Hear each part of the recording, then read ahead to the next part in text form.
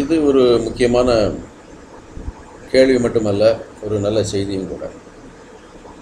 நல்ல செய்தி என்று சொன்னால் அதிர்ச்சி தரக்கூடிய ஒரு செய்தி. அதாவது பல ஆண்களுடன் தொடர்பு வைத்திருந்த காரணத்தால் மனைவியை நான் கொண்டேன் என்று ஒரு காவல்துறை அதிகாரி, அதாவது ஒரு சப் இன்ஸ்பெக்டர் வாக்குமூலம் கொடுத்திருக்கிறார்.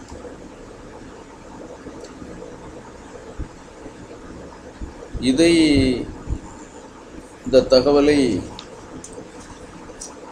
ஜீரணிப்பது என்பது ஒரு சாதாரண விஷயமாக எனக்கு தோன்றவில்லை. ஒரு காவல்துறை அதிகாரி, அதுவும் ஒரு சப் இன்ஸ்பெக்டர், பல கேஸுகளை அவரது வாழ்நாளிலே கண்டுகொண்டு இருக்கின்ற ஒரு அதிகாரி சொல்கிறார், அதுவும் அவரது மனைவியை கொலை செய்தால் அவர் பிடிபடுவார் என்பது அவருக்கு தெரியும், அது பத்திரிகை செய்தியாக வரும் என்பது அவருக்கு தெரியும், அவர் மீது குற்ற நடவடிக்கைகள் எடுப்பார்கள் என்பது தெரியும், பல அவமானங்களை சந்திக்க வேண்டிய வரும் என்பதும் அவருக்கு தெரியும். ஸோ இந்த விஷயங்கள் அத்தனையும் தெரிந்த ஒரு அதிகாரி சொல்கிறார், அதுவும் ஓப்பனாக சொல்கிறார், எனது மனைவி பல ஆண்களுடன் தொடர்பு வைத்திருந்த காரணத்தினாலேயே நான் அவளை கொண்டேன் என்று அவர் வாக்குமூலம் கொடுக்கின்றார் என்று சொன்னால்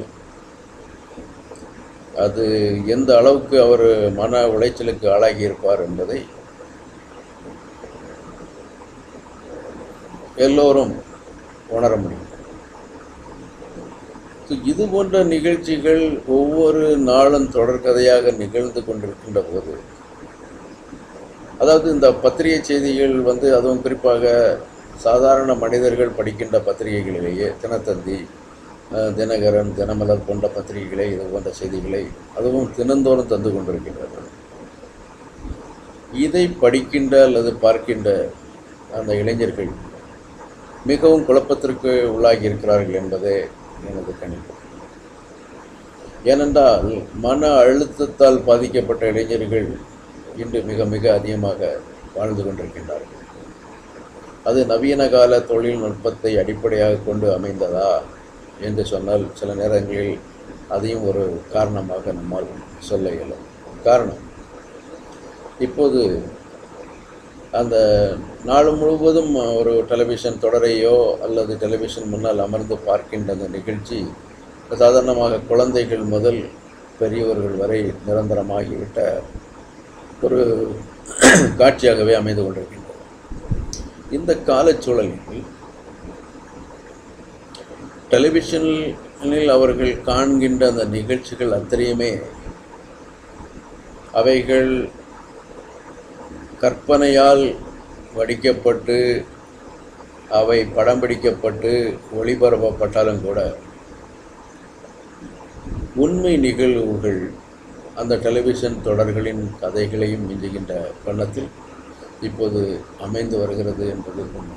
ஏனென்றால் இது போன்ற செய்திகளை எல்லாம் ஒரு காலத்தில் நாம் படித்து பார்த்திருக்க கூட முடியாது. அது மட்டுமல்ல, இது போன்ற செய்திகளை பிரசுரிப்பதற்கே பத்திரிகைகள் தயக்கங்காட்டிய காலம் கூட ஒரு காலத்தில் இருந்தது.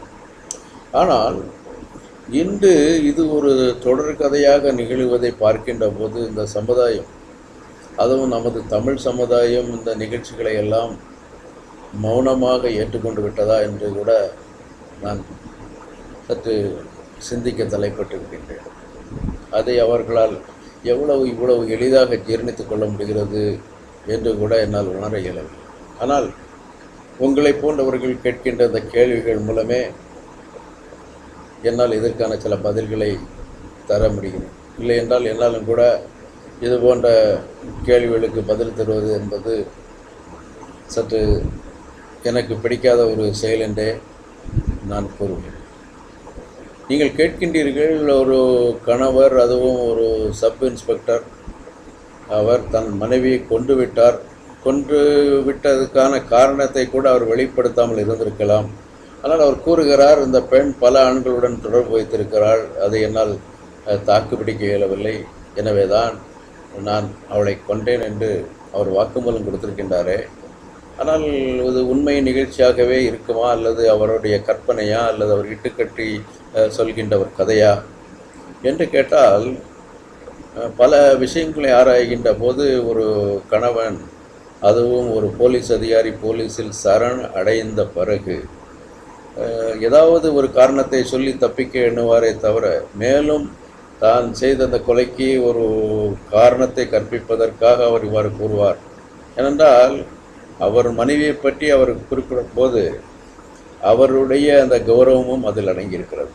எனவே இது அவர் இட்டுக்கட்டிய கதை ஒன்று தோன்றவில்லை என்றாலும், ஒரு குழந்தை நில மற்றும் மனநல நிபுணர் என்ற முறையில் இது அந்த சமூகத்தை, அவர் வாழ்ந்து கொண்டிருக்கின்ற அந்த சமூகத்தை சற்று திடுக்கிடம் செய்கின்ற ஒரு நிகழ்ச்சியாகவே இந்த செய்தி எனக்கு படுகிறது. இதற்கு காரணம் கூட நான் முன்பு சொன்னதைப் போல, அந்த பெண்கள், நாம் தமிழர்கள் சொல்லுகின்ற விஷயம் என்னவென்றால், பெண்கள் வீட்டின் கண்கள். அந்த குடும்ப கௌரவத்தை காப்பாற்றுகின்ற கடமை அந்த தாய்மார்களின், அதுவும் குடும்ப பெண்களின் கைகளிலேயே இருக்கிறது என்பதில் அசைக்க முடியாத நம்பிக்கை வைத்திருப்பவன் நான். எனவே இது போன்ற நிகழ்வுகள் நிகழாமல் தங்களுடைய கற்பு நெறியையும் தங்களது கணவர்களது அல்லது குடும்பத்தினது கௌரவத்தையும் காப்பாற்றுகின்ற கடமை உணர்வு பொதுவாகவே பெண்களுக்கு அதிகம் இருக்கிறது என்பது என்னுடைய ஒரு அசைக்க முடியாத ஒரு நம்பிக்கை என்று நான் கூற கடமைப்பட்டிருக்கேன்.